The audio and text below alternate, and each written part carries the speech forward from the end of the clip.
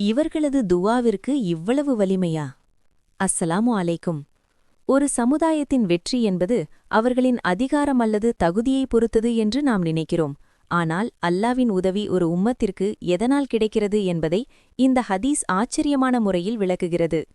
ஹஸ்ரத் சாத் ரலியல்லாஹு அன்ஹு அவர்கள் அறிவிக்கிறார்கள், நபி ஸல்லல்லாஹு அலைஹி வஸல்லம் அவர்கள் கூறினார்கள், தகுதி ஆற்றலின் அடிப்படையில் அல்லாஹு தாலா இந்த உம்மத்துக்கு உதவி செய்வதில்லை, மாறாக இந்த உம்மத்திலுள்ள பலவீனமான இயலாதவர்களின் துவாக்கள், தொழுகைகள், அவர்களின் தூய எண்ணத்தின் காரணமாகவே உதவி செய்கிறான். ஆதாரம் நூல் நசஈ. இந்த ஹதீஸ் நமக்கு ஒரு மிக முக்கியமான உண்மையைச் சொல்கிறது.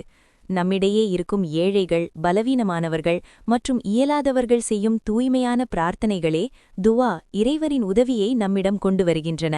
நாம் செய்யும் நற்செயல்கள் மற்றும் தொழுகைகளில் இருக்கும் தூய்மையான எண்ணமே நம் வெற்றிக்கான ரகசியம். எனவே எளியவர்களை கண்ணியப்படுத்துவோம், அவர்களின் துவாக்களை பெற முயற்சிப்போம். அல்லாஹ் நம் அனைவருக்கும் அவனது உதவியை வழங்கட்டும். ஆமீன்.